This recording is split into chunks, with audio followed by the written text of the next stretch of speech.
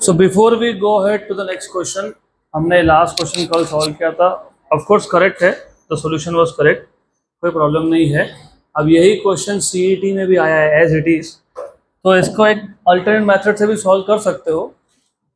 A parallel plate air capacitor has capacity C. Distance of separation between the plates is D. Potential difference V is applied between the plates. Force of attraction between the plates of parallel plate air capacitor is. Force of attraction पूछा है आपको. Force. You know what is energy stored? Half CV square. But you should also know that this energy stored comes from work. And if you know this, you also know that work done is force into distance. So you know that force is work upon distance. And work is nothing but half CV square. So half CV square by D. तो same answer आएगा, सिर्फ थोड़ा सा number of steps कम है. Option number. तो ये ऐसा भी सॉल्व कर सकते थे. और एक मेथड भी है, बट ठीक है, दो मेथड्स आर सफिशिएंट. तो this is how you can do. अगला क्वेश्चन. और सीईटी का भी पीवाईक्यू है, नीट का भी पीवाईक्यू है. इसमें बार बार बोलता हूँ कि नीट, सीईटी, जेडबलई, इसमें अब कुछ कुछ क्वेश्चंस कॉमन होने लग गए. अब ये क्वेश्चन 6 नंबर, 7 नंबर, 8 नंबर, 9th नंबर में करवा देता हूँ. तो 6, 7 and 8 they will go as an assignment for you. ये क्वेश्चन भी सीईटी का पीवाईक्यू है और ये नीट का भी पीवाईक्यू है. और क्वेश्चन भी बहुत सिंपल है. टू कंडेंसर्स मतलब capacitors, one of capacity C, एक कैपेसिटर है जिसका कैपेसिटी सी है, and other of capacity C/2, और एक का C/2 है. They are connected to a V volt battery. तो यहाँ पे एक V वोल्ट का बैटरी कनेक्ट कर दिया. The work done in charging fully both the condensers is. तो दोनों कंडेंसर्स को फुली चार्ज करने के लिए कितना वर्क डन होगा, ऐसा क्वेश्चन है. तो how will you solve this question? Okay, how will you solve this question? So there are two methods again. दो मेथड है. नंबर 1, एक तो आप इन दोनों का इक्विवेलेंट निकाल लो और वो पैरेलल में है, सिर्फ एडिशन होगा. नंबर टू इज दैट आपको पता होना चाहिए कि पैरेलल कॉम्बिनेशन में वोल्टेज इज सेम. तो पहले कैपेसिटर का एनर्जी निकाल लो, हाफ CV स्क्वायर, क्योंकि पहले का था C. दूसरे का निकाल लो, हाफ C/2 V स्क्वायर, और इन दोनों को ऐड कर दो. तो टोटल एनर्जी होगा U1 plus U2 which is half CV square plus half CV square by 2. तो हाफ CV स्क्वायर कॉमन निकाल लिया तो 1 + 1/2, 3/2. 3/2 और बाहर का 2, तो 3/4. तो 3/4 CV square, 3/4 CV square. Simple.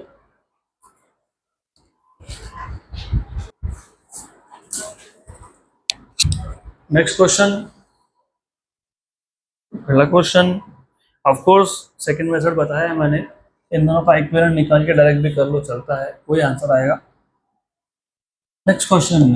3 capacitors each of capacity 4 microfarad are to be connected in such a way that the effective capacitance is 6 microfarad. This can be done by, हमारे पास 4 microfarad के 3 कैपेसिटर है, उन तीनों को ऐसा connect करना है so that the equivalent is 6. बहुत सिंपल है ये. चलो एक काम करते हैं, पहले चारों को आप सीरीज में लगा के देखो कितना होगा. 4/3. क्यों 4/3? याद है क्या? C/n. अगर हमारे पास सेम कैपेसिटी के n कैपेसिटर हो तो व्हाट इज इक्विवेलेंट? C/n. यहाँ पे कितनी कैपेसिटी के है? 4. कितने हैं? 3. तो कितना होगा? 4/3. पैरेलल में लगाओगे तो 4 + 4 + 4 कितना होता है? 12. 16 कैसे हो गया? 3 है ना, 12. तो होगा क्या? नहीं. तो अभी 2 सीरीज में लगाओ, एक पैरेलल में लगाओ. 2 सीरीज में लगाते हो कितना हो गया? 4/2, दैट इज 2. और बचा हुआ 4 किस में है? पैरेलल में. तो 2 और 4 6 हो गया. 2 in series and 1 in parallel. Next question. अब ये जो क्वेश्चन हम सॉल्व कर रहे हैं, इट इज ओनली बिकॉज आगे एक क्वेश्चन में इसकी जरूरत पड़ेगी. A capacitor of capacity C1 is charged up to V volt. तो C1 कैपेसिटी के कैपेसिटर को तुमने V वोल्ट का बैटरी लगा दिया and then connected to an uncharged capacitor uncharged capacitor, important word, of capacity C2, then the final potential difference across each will be. तो question ऐसा है, आपके पास एक कैपेसिटर है जिसका कैपेसिटी है C1, तो you have a capacitor with capacity C1. इस कैपेसिटर को आपने कनेक्ट कर दिया with a battery of voltage V. तो you are connecting this capacitor with a battery of voltage V. यहाँ पे एक बैटरी है जिसका वोल्टेज है V. ये है C1. तो इस बैटरी की वजह से इसका चार्जिंग होगा. फिर आपने क्या किया, आपने फिर यहाँ से बैटरी हटा दी और आपने यहाँ पे और एक कैपेसिटर कनेक्ट कर दिया विच वॉज अनचार्ज्ड.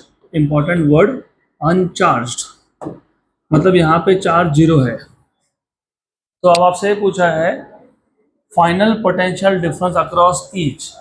तो दोनों के अक्रॉस कितना फाइनल पोटेंशियल डिफरेंस होगा. डू यू रिमेंबर, हमने ये क्वेश्चन ऑलरेडी सॉल्व किया है ये सॉल्व. नहीं याद आ रहा ना, तो अभी रिवाइज करना. मैं अभी आपको फिलहाल टेम्पररी एक ट्रिक बता देता हूँ, क्योंकि क्वेश्चन सॉल्व किया है हमने, तो will not repeat the same questions again and again, but only because we can have a trick. ऐसे केसेस में पहले कैपेसिटेंस C1 था, बैटरी का वोल्टेज कितना है V. दूसरे केस में तुमने बैटरी हटा के क्या लगाया कैपेसिटर, लेकिन ये कैपेसिटर क्या था, अनचार्ज. तो ऐसे केस में, या general formula is V final is equal to C1 V1 plus C2 V2 upon C1 plus C2. ये जनरल फॉर्मूला है, तो इसको एज अ ट्रिक यूज करना है इसके आगे. Final potential difference across each is C1 V1 plus C2 V2 upon C1 plus C2. ये V1 और V2 क्या होता है, ये V1 और V2 इनिशियल पोटेंशियल होता है. C1 के अक्रॉस इनिशियल कितना था V, तो V1 की वैल्यू कितनी है, है क्लियर. C2 के अक्रॉस इनिशियल पोटेंशियल कितना था 0, क्योंकि C2 को तुमने कभी बैटरी से कनेक्ट किया ही नहीं है. C2 को हमने बैटरी से कनेक्ट किया था क्या, तो what was initial potential across C2 0, तो V2 की वैल्यू कितनी थी 0. तो क्या बन जाएगा ये, you will have C1V upon C1 plus C2. C1V upon C1 plus C2. But remember this as a trick now onwards. हर बार हम लोग डिराइव नहीं कर सकते, याद रहेगा, पक्का श्योर. अभी आपने बोला हाँ, तो मैं अभी एक एग्जांपल लेता हूँ. I have a capacitor C1 which was connected to a 10 volt battery. I had another capacitor C2 which was connected across 20 volt battery. अब दोनों का बैटरी निकाल दिया, दोनों को एक दूसरे के साथ लगा दिया. तो what is the final potential across each. C1 V1 plus C2 V2 upon C1 plus, तो C1 V1 कितना था 10, तो 10 C1 plus 20 C2 upon C1 plus C2 done. तो C1 C2 की वैल्यू दी होगी तो वो सब्स्टिट्यूट कर लेना. Next question. अब ये क्वेश्चन भी हमने किया है, सेम क्वेश्चन, सिर्फ वहां पे वोल्टेज की वैल्यू अलग थी. याद होगा आपको, आपके पास N1 कैपेसिटर्स थे जिनकी वैल्यू C1 थी, उसको आपने सीरीज में कनेक्ट किया था और 3 वोल्ट के बैटरी के अक्रॉस लगा दिया था. N2 कैपेसिटर थे, वैल्यू C2 थी, आपने पैरेलल में कनेक्ट किया और V वोल्ट के बैटरी के अक्रॉस लगा दिया और दोनों का एनर्जी सेम है, ऐसा क्वेश्चन था. ये भी वही क्वेश्चन है. A series combination of N1 capacitors each of value C1 is charge by a potential difference 4 volt. पिछले केस में 3 वोल्ट था, यहाँ पे कितना है 4. When another parallel combination of N2 capacitors each of value C2 is charged by a source of potential difference V, it has the same energy stored in it as the first combination has. The value of C2 in terms of C1 is. तो वही है, series combination में energy और parallel में क्या है same. What is energy, half CV square, तो CS VS square equal to half CP VP square. Half cancel हो गया, CS कितने कैपेसिटर थे? N1 कैसे लगाए थे? सीरीज में। वैल्यू क्या था? C1। तो series combination C1 by N1। Vs की वैल्यू कितनी है? 4V इसका square.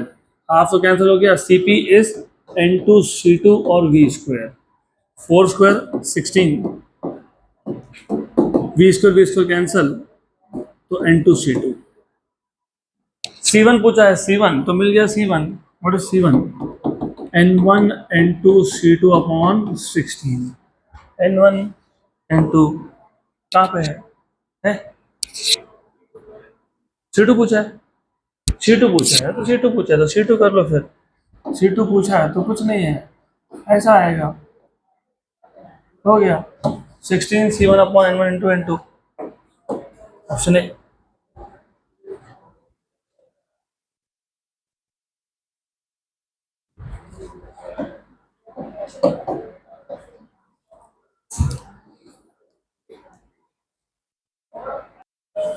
Next question, a capacitor of 2 microfarad is charged as shown in the diagram when switch S is turned to position 2। मतलब पहले position 1 पे था, अब पोजीशन 2 कर दिया। the percentage of its stored energy dissipated is। तो आपको confusion है डायग्राम में, नॉर्मली यही होता है, डायग्राम में होता है कंफ्यूजन, तो पहले वो दूर कर लो। First of all you to understand exactly diagram में क्या है। तो आपको टोटल दिए हुए है 2 कैपेसिटर और 1 बैटरी। गुड। तो ऐसा यहाँ पे आपको देखने को मिलेगा। This is how they have given you circuit. You have 1 capacitor here, 1 over here and a battery, मतलब सोर्स ऑफ वोल्टेज यहाँ पे है। यहाँ पे सिर्फ V लिखा है, if I am not wrong, तो वैल्यू नहीं दिया, डजंट मैटर रियली। तो you have a capacitor here, कितना था? 2 microfarad. Yes, this is 2 microfarad. और यहाँ पे हाउ मच? 8।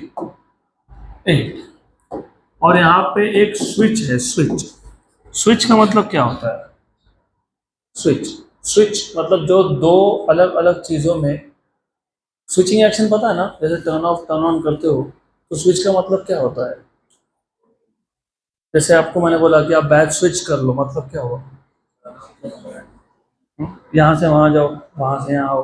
तो ये भी वैसा ही है, ये या तो पोजीशन 1 पे हो सकता है या पोजीशन 2 पे हो सकता है।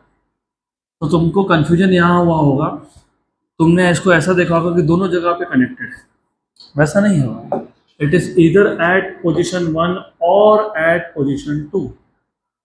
अगर पोजीशन 1 पे कनेक्टेड है, 1 पे, इसका मतलब 8 माइक्रोफैरड का कैपेसिटर सर्किट में ही नहीं है, क्योंकि सर्किट कंप्लीट नहीं हुआ। तो सिर्फ कौन है? 2। और किसको कनेक्टेड है? V को। तो initial energy stored in 2 microfarad is half CV square, that is half 2 और V स्क्वायर। तो इसको सिर्फ V स्क्वायर बोलता हूँ। आई नो कि ये माइक्रोफैरड में था, मुझे पता है। 10⁻⁶ मैंने लिखा नहीं, क्योंकि वो वैसे भी कैंसिल होगा बाद में, से लिखा नहीं। राइट, तो और 2 माइक्रोफैरड है, I am aware of it. इसके बाद आपने यहाँ से इसको इधर लगा दिया। यहाँ लगा देने का मतलब ये होता है कि ये अब ओपन हो गया, इसका मतलब अभी बैटरी सर्किट में नहीं है, और ये दोनों किस में है? पैरेलल में, बराबर, राइट। तो what will be the final energy of the circuit? It will be half C equivalent V final square, and what is C equivalent? Both are in parallel, so it will be C1 plus C2। तो अगर मैं इसको C1 बोल रहा हूँ, इसको C2 बोल रहा हूँ, तो it is half C1 plus C2 का, sorry C1 plus C2, parallel में है तो।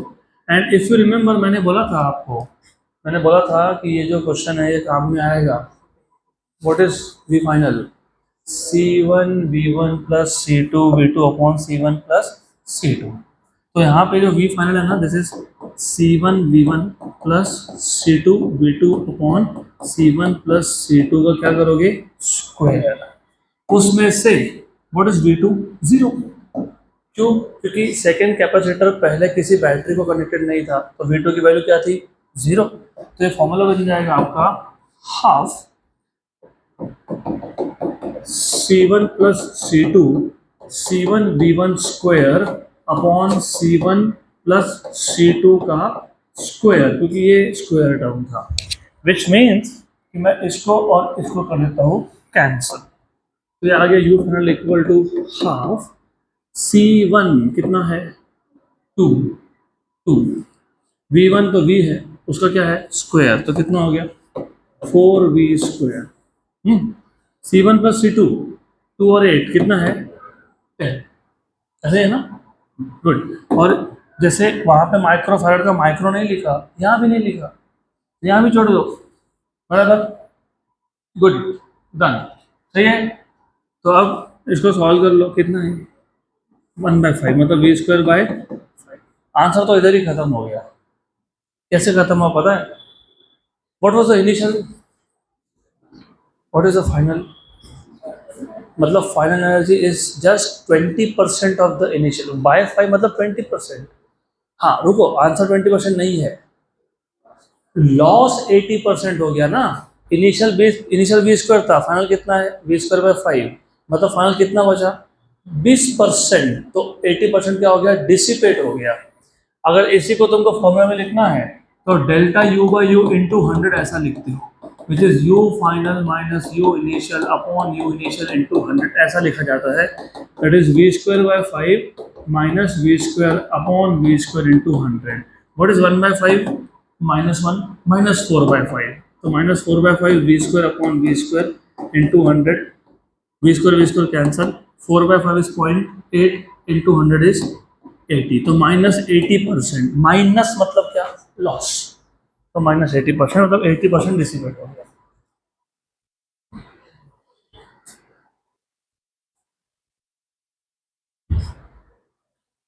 चलो quick quick quick quick quick quick.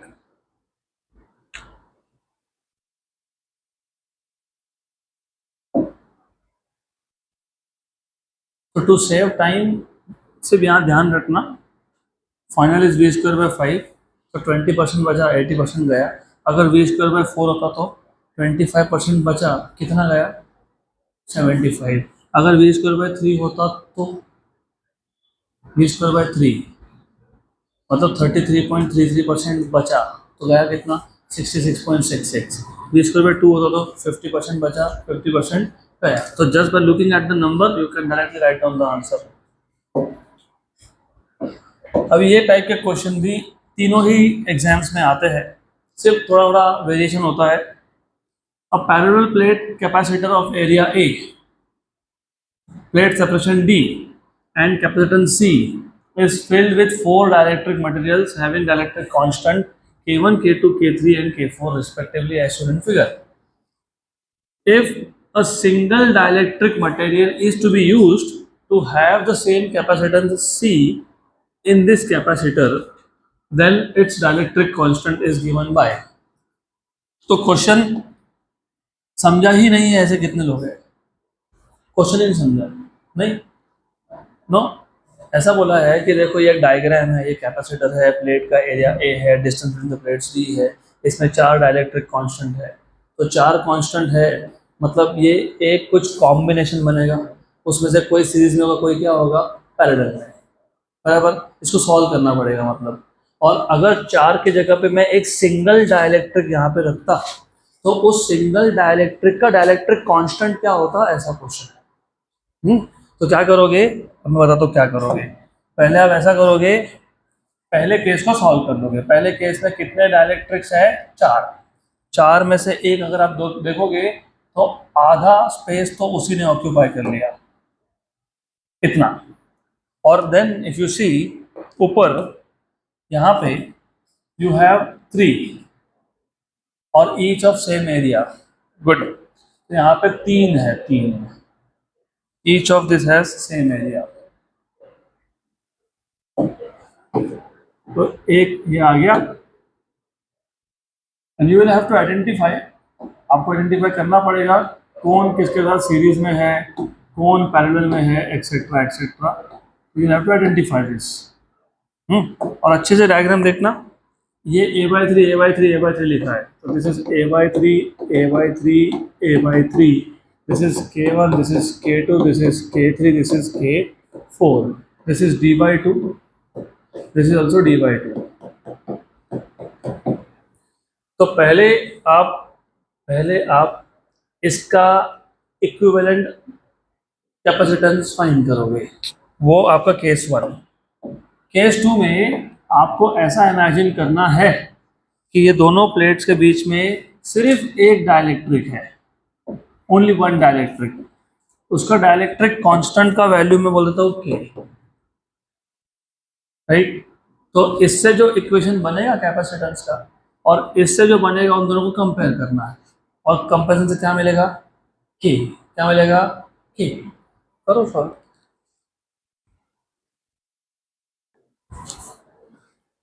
चलो यहाँ ध्यान दो, आप लोगों को आइडेंटिफाई करना पड़ेगा कि कौन कौन सीरीज में है, कौन कौन पैरेलल में है।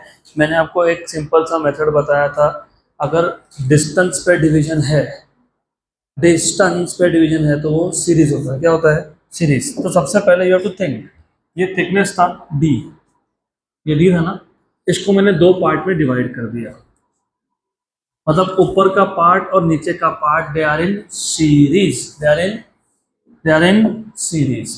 तो नीचे का जो C4 है वो ऊपर में जो भी होगा, ऊपर का देखेंगे बाद में, ये C4 ऊपर के तीनों के साथ कैसे होगा, सीरीज। कैसे होगा, सीरीज।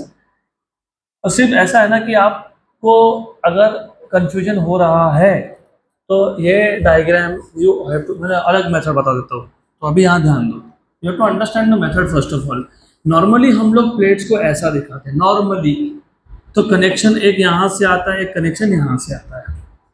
अब अगर यही क्वेश्चन मैंने, सेम क्वेश्चन मैंने ऐसा दिखाया होता ना, तो तुम फटाफट आंसर कर देते कि कौन सीरीज में कौन पैरेलल में। तो मैं अगर ऐसा दिखा देता, यहाँ पे ऊपर K1, फिर K2, फिर K3, K1 K2 K3 K4, बराबर, correct.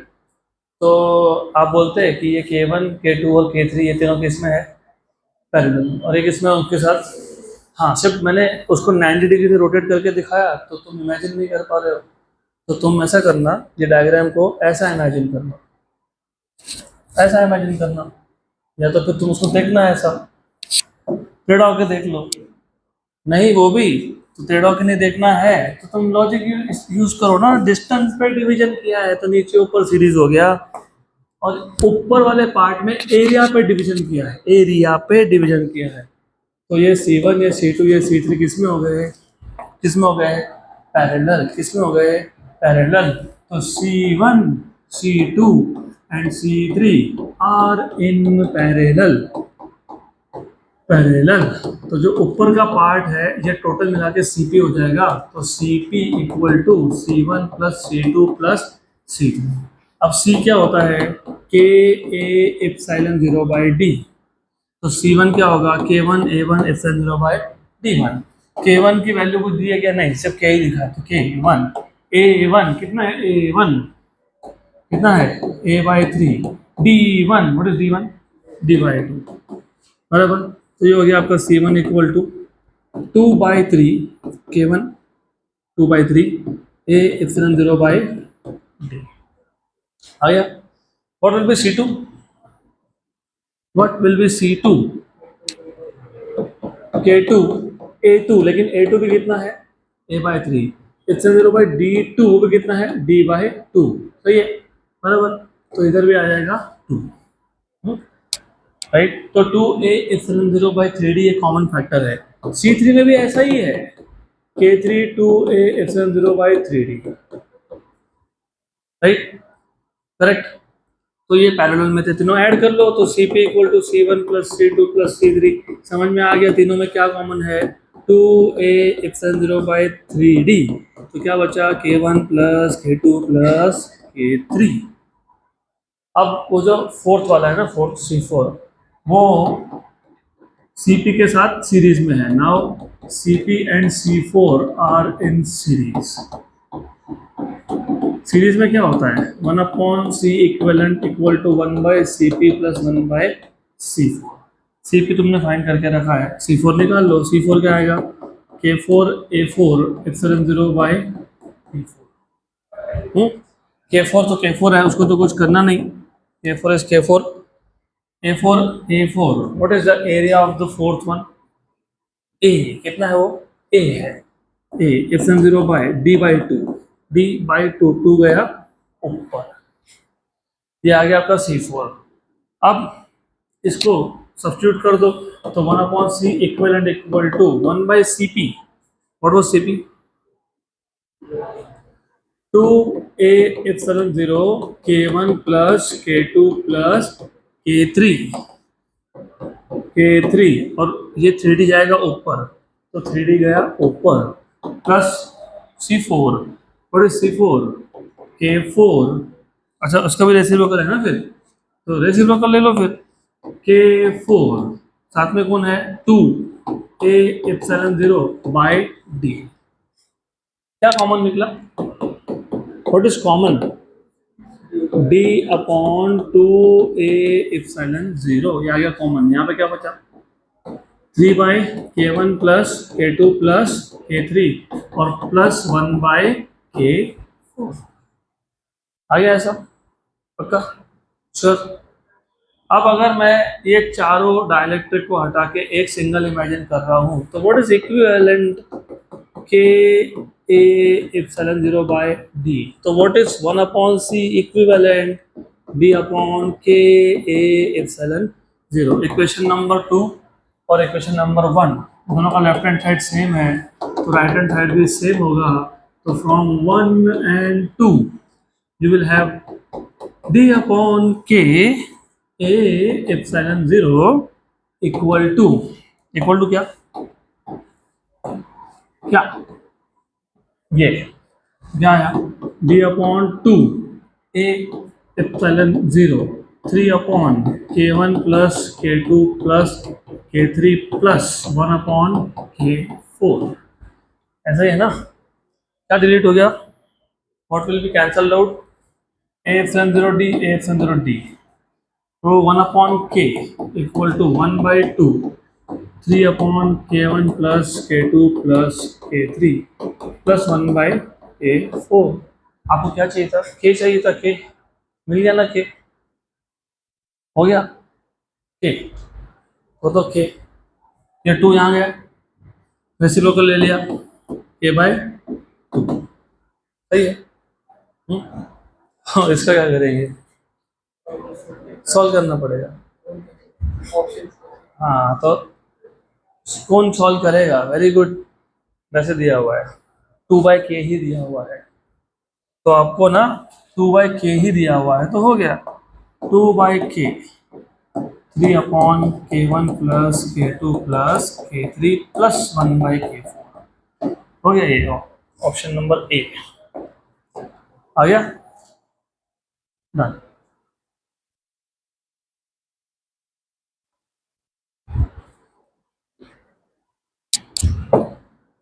Quick quick quick quick quick quick quick.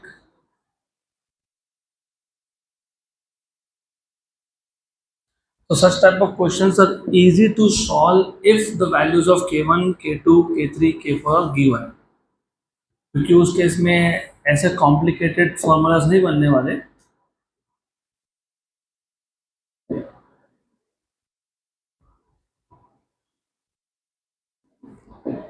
चलो अगला क्वेश्चन, नेक्स्ट क्वेश्चन।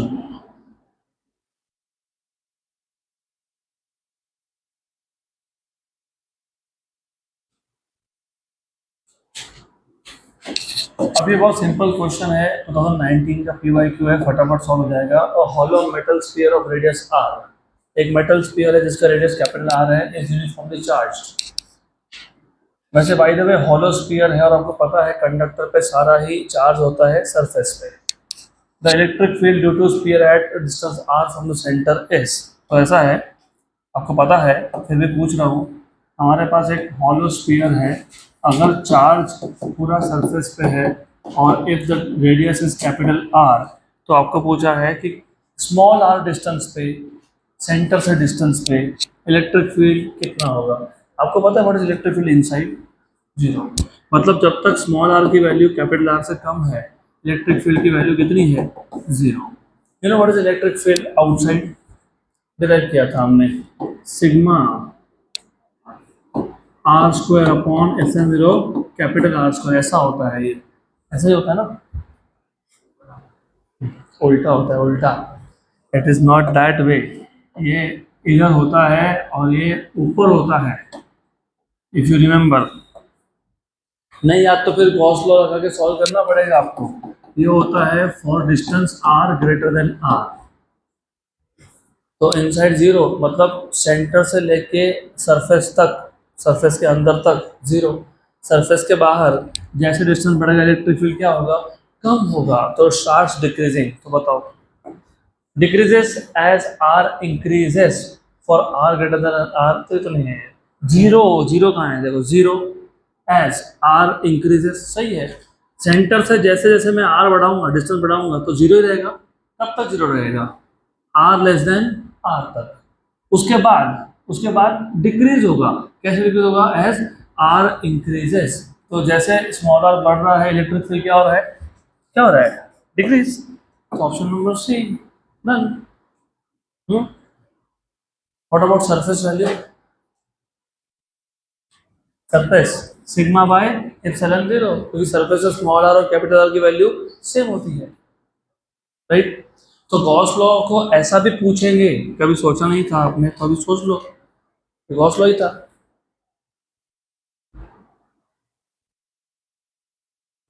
अगला क्वेश्चन। तो मैं आपके इंफॉर्मेशन के लिख देता हूँ। For small r equal to r, ये बन जाता है सिग्मा बाय एप्सिलॉन जीरो। ये सरफेस वैल्यू है, ये आउटसाइड है और ये इनसाइड है।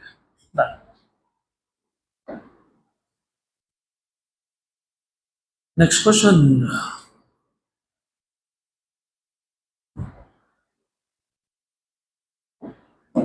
This is also a simple question, 2019 का पीवाईक्यू है ये। 2 पॉइंट चार्जेस, इसको ओरली सॉल्व करेंगे। चलो, 2 point charges A and B having charge plus Q and minus Q respectively are placed at a certain distance apart, and force between them is F. Of course attractive है क्योंकि एक positive एक negative है। If 25% charge of A is transferred to B, A से B पे 25% transfer कर दिया तो फोर्स कितना होगा? डिस्टेंस चेंज किया नहीं। What is electrostatic force का formula? What is electrostatic force का formula? K Q1 Q2 by r square. मतलब force is proportional to Q1 Q2 by r square. लेकिन यहाँ पे क्लियरली बोला है कि डिस्टेंस भी क्या है? कांस्टेंट है। तो किस पे डिपेंड करेगा? Q1 और Q2 के प्रोडक्ट पे, बराबर।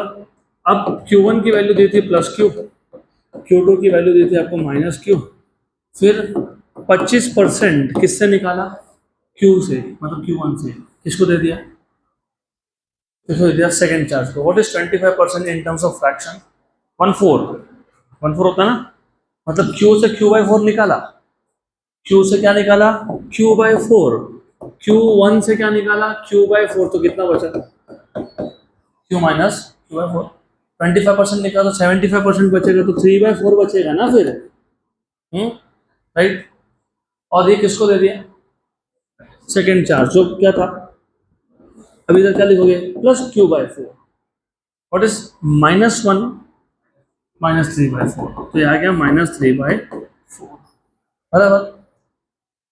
आपने बोला है force is proportional to product of Q1 and Q2, तो F dash by F is Q1 dash Q2 dash upon Q1 into Q2। तो F dash by F, Q1 dash कितना आया? 3Q/4।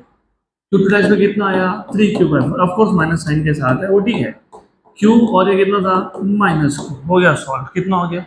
Q कैंसिल हो गया, 3 3 9, 9/60। What is F dash?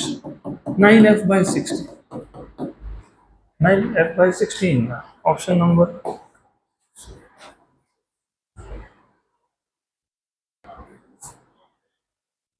अगला question, next question.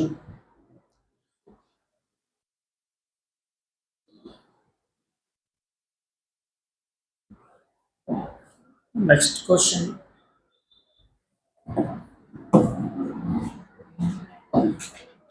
two parallel infinite line charges with linear charge density plus lambda and minus lambda coulomb per meter are placed at a distance 2r in free space. What is the electric field midway between the two? Simple सा question है, बहुत simple है, तो orally solve हो जाता है ये एक पॉजिटिव चार्ज लाइन है, इन्फिनाइट लाइन है, ये एक नेगेटिवली चार्ज लाइन है.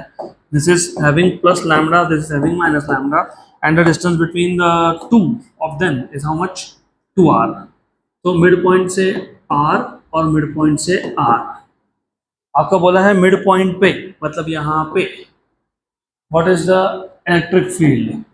पॉजिटिव चार्ज का इलेक्ट्रिक फील्ड अवे है, मतलब ये आ गया E1, ये पहले लाइन चार्ज का.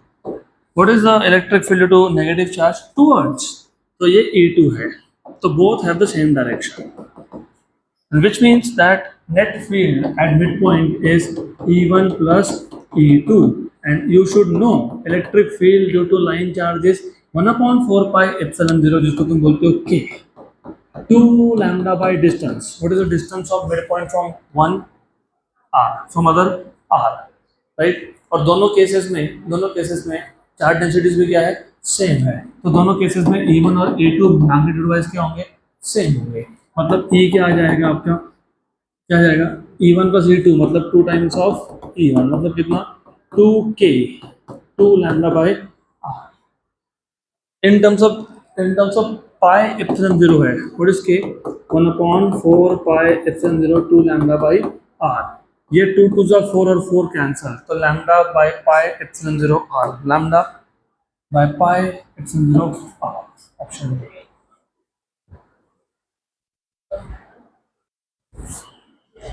ये तो सिंपल क्वेश्चन है, ये भी सारे क्वेश्चन सिंपल है.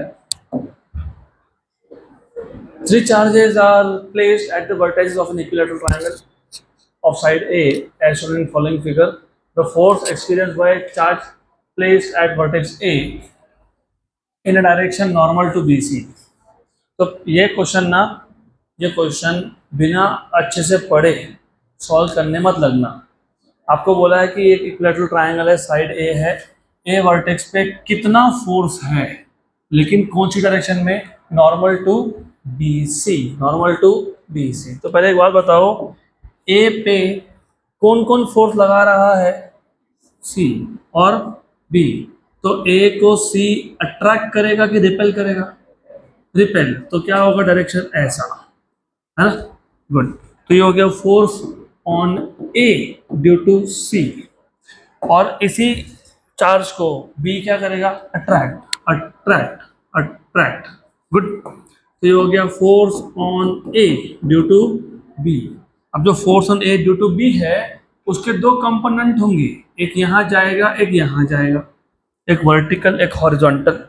और इसका भी ऐसा ही होगा, एक हॉरिजॉन्टल, एक वर्टिकल.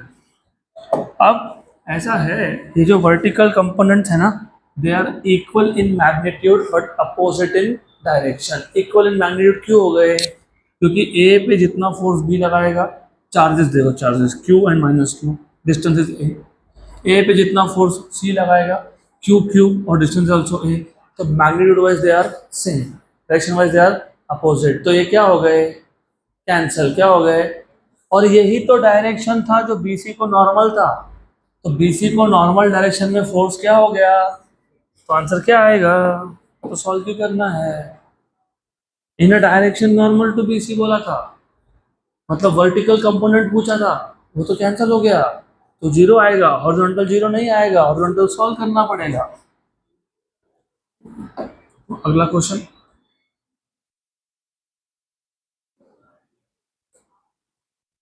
Next question.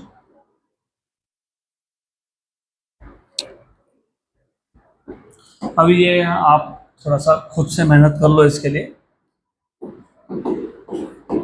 थोड़ा सा खुद में भी करना चाहिए, इट इज एसेंशियल. अभी ये भी एक्चुअली आपने करना चाहिए, बट ठीक है, अब थोड़ा सा मैं देखता हूँ आता है कि नहीं आपको. The figure shows the path of a positively charge particle 1 through a rectangular region of uniform electric field as shown in the figure. What is the direction of electric field and the direction of particle 2, 3 and 4। तो ये एक rectangular reason है, उसमें अगर positive charge गया तो उसका direction दिया है आपको। फिर आपको पूछा है कि 2, 3 और 4 ये जो पार्टिकल्स है इनका डायरेक्शन क्या होगा, और जो इलेक्ट्रिक फील्ड है इस रीजन में उसका डायरेक्शन क्या होगा। तो बहुत सिंपल सा क्वेश्चन है। पॉजिटिव चार्ज हो और अगर वो इलेक्ट्रिक फील्ड में जाए, by the way what is the direction of electric field, positive to negative. मतलब इमेजिन ये इलेक्ट्रिक फील्ड है, तो नीचे कौन है, पॉजिटिव, ऊपर कौन है, नीचे कौन है, ऊपर कौन है, और यहाँ पे पॉजिटिव चार्ज आया तो पॉजिटिव चार्ज पॉजिटिव से क्या होगा, रिपेल, और नेगेटिव की तरफ अट्रैक्ट, बराबर। तो कहाँ जाएगा, ऊपर, ऊपर जाएगा। इसका मतलब ये पॉजिटिव था और ऊपर कौन था, नेगेटिव। तो इलेक्ट्रिक फील्ड का डायरेक्शन क्या हो गया, टॉप, टॉप हो गया ना, top. Electric field is directed from positive to negative, तो electric field is top, towards top. तो ये तो नहीं आएगा, राइट। सेकेंड चार्ज कौन है, नेगेटिव, तो नेगेटिव कहाँ अट्रैक्ट होगा, नीचे की तरफ, तो कहाँ जाएगा, डाउन, है ना, टॉप डाउन। तीसरा चार्ज, तीसरा चार्ज कौन है, पॉजिटिव, पॉजिटिव है, तो नीचे जाएगा क्या, नहीं, वो कहाँ जाएगा, ऊपर, राइट। तो टॉप डाउन टॉप, हो गया, खत्म, option A. Next question,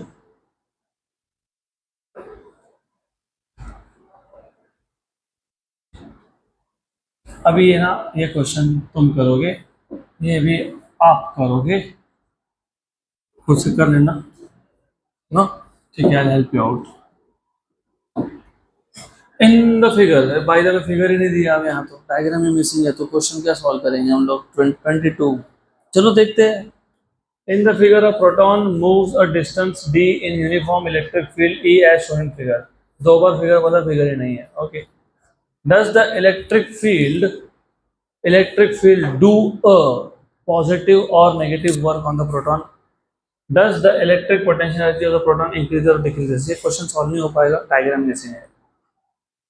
diagram के बिना we can not say anything, there is no figure, so just skip this question, छोड़ दो इसको। ये हमने सॉल्व किया था, शायद इलेक्ट्रोस्टैटिक्स जब स्टार्ट किया था तो पहला ही क्वेश्चन था। आ जाता है इस पे, the electric field due to a uniformly charge sphere, फिर वही बात आ गई, uniformly charge sphere of radius capital R as a function of the distance from its centre is represented bye.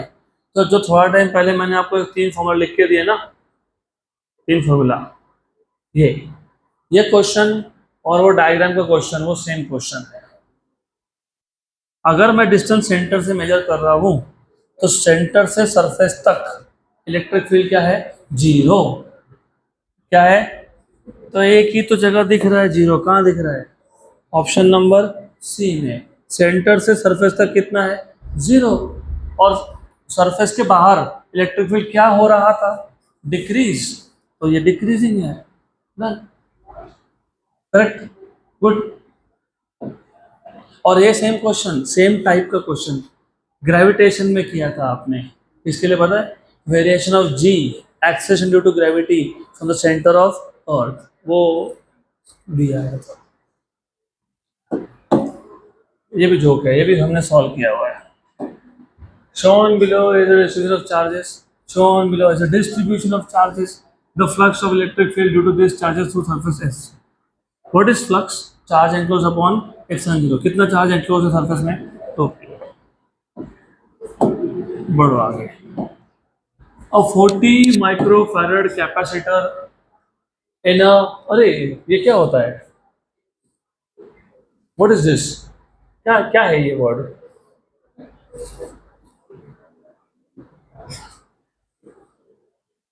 What is this, क्या है ये, defibrillator. तो 40 microfarad capacitor in defibrillator is charge to 3000 volts. अगर नहीं भी पता हो ना,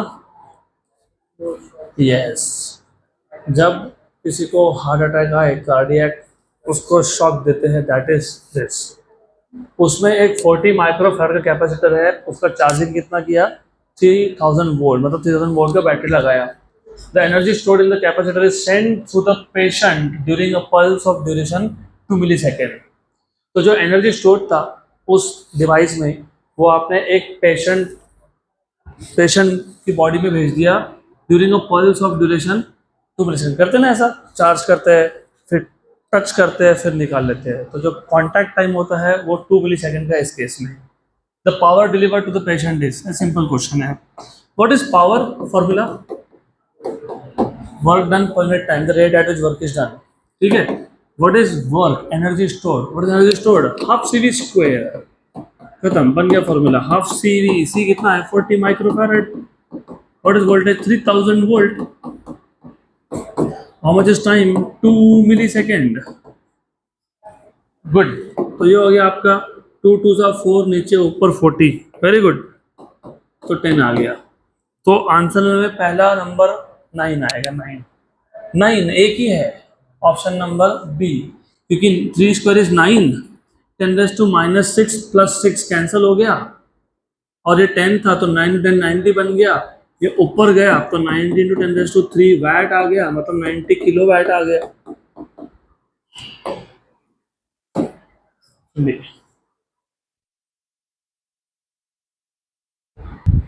नेक्स्ट क्वेश्चन, अगला question.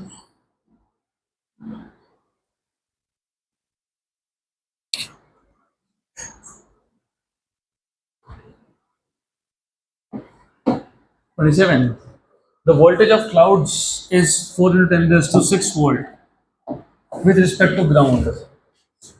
In a lightning strike lasting 100 milliseconds, a charge of 4 coulomb is delivered to the ground.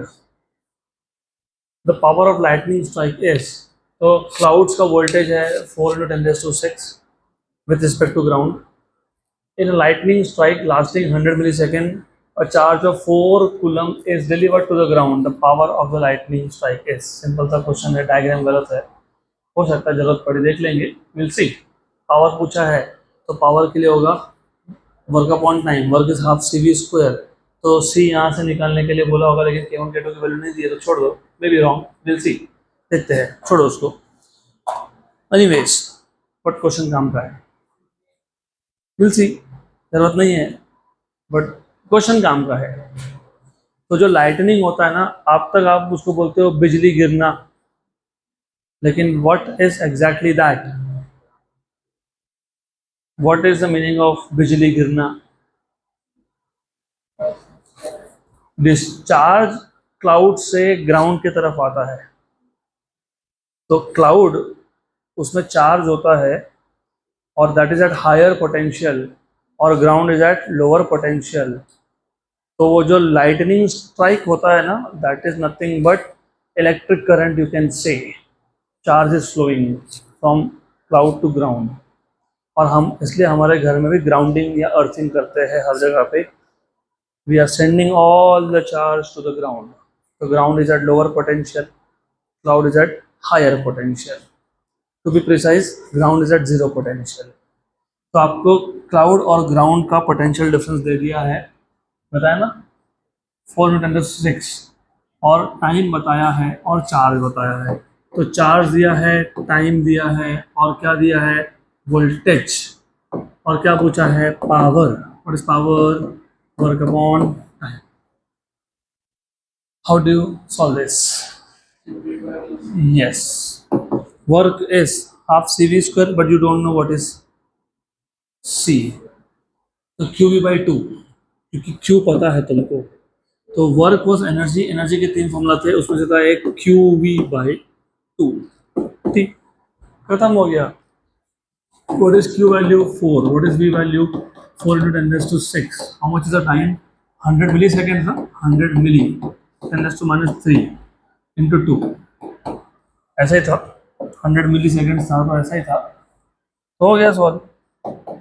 16/2 is 8, ये 10⁻⁻1 है, और ऊपर 5 है, 10⁻⁵ 5, इसको 80 इंटू 10⁴ डिपेंड करता है ऑप्शंस पे, ऑप्शंस कैसे दिए उसके ऊपर है ना। 80 हो गया, तो 80 मेगाबाइट हो गया एडजस्ट यहाँ पे, सही है गलत है?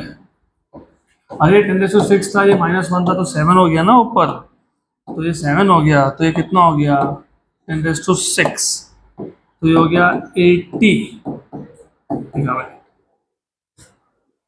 तो ये जो डायग्राम है दिस इज रॉन्ग, यहाँ पे नहीं होना चाहिए।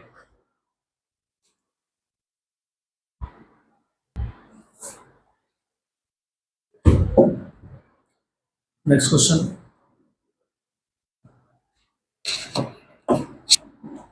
a conducting sphere of radius 10 centimeter is charged 10 microcoulomb.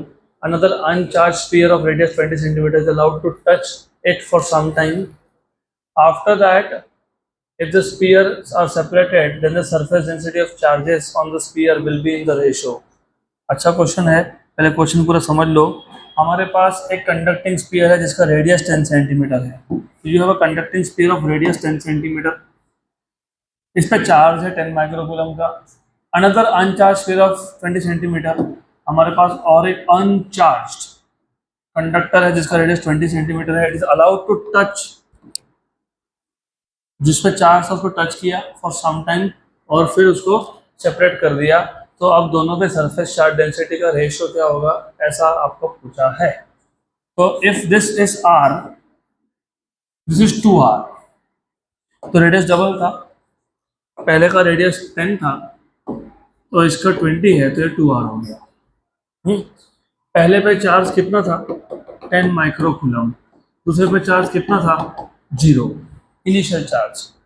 अगर दोनों का साइज सेम होता, अगर दोनों का साइज सेम होता और तुम इन दोनों को टच करते तो आधा आधा चार्ज लेके जाते, मतलब 5 और 5, साइज सेम होता तो। लेकिन यहाँ पे वैसा तो है नहीं।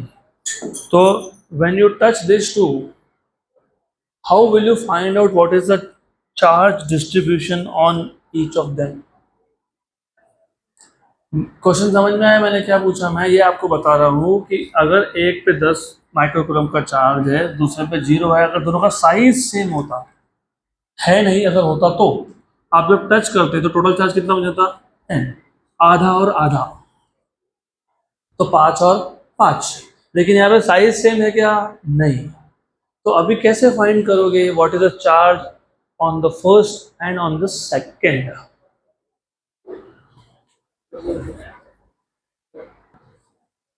तो यहाँ पे सबका ध्यान होना चाहिए। अभी इस टाइप के क्वेश्चंस अगर आप अभी तक सोच नहीं पा रहे हो, अप्रोच नहीं बना पा रहे हो, तो chances are less that you will score good, because you have to at least start somewhere. थोड़ा सा तो खुद से सोचना पड़ेगा ना। अब ऐसा है, फर्स्ट ऑफ ऑल लॉजिकली भी सोचोगे तो charge is proportional to radius, क्योंकि जितना बड़ा सरफेस होगा उतना ज़्यादा चार्ज स्टोर होगा। वेरी लॉजिकल थिंग, ये डिराइव भी कर सकते हो, करना चाहो तो you can derive if you want. ठीक है, करना है तो करके देख लो। Charge is C into V, क्योंकि C is Q by V, और कैपेसिटेंस होता है A एप्सिलॉन 0 बाई D, और V होता है 1/4 पाई epsilon 0 Q by R। Sphere के लिए बोल रहा हूँ मैं। एरिया होता है pi r square, r square और नीचे R, तो क्या बचा R। तो तुम डायरेक्ट लिखोगे तो भी चलता है, या तो ऐसा भी चलता है, that charge is proportional to R। तो प्रोपोर्शनल टू रेडियस हो गया, ये हो गया। What is surface charge density? Q by A, right? What is A? 4 pi R square. तो surface charge density is proportional to Q by R square, है ना। इसका मतलब surface charge density is proportional to Q, but Q is proportional to R by R square. So surface charge density is 1 by R, proportional to 1 by R. आगे direct बराबर। पर ये करते वक्त ये याद रखना, हमने चार्ज कांस्टेंट नहीं लिया, हमने चार्ज का प्रोपोर्शनल ऑलरेडी यहाँ पे लिया है। नहीं तो चार्ज कांस्टेंट बोल दो, कहाँ कांस्टेंट है? पहले 10 था, इधर 0 था, तो यहाँ पे भी चेंज होगा। तो तुमको अगर चार्जेस फाइनल फाइंड करने तो कर लो, you will be wasting your time, we will not waste our time. आपको क्या पूछा है? सरफेस चार्ज डेंसिटी रेशो में, तो what is sigma 1 by sigma 2, R2 by R1, तो क्या होगा 2R बाय R, तो क्या होगा 2:1। कितना है? 2:, खत्म हो गया, done, good. So that is the end of NEET level questions. So we'll stop here for today.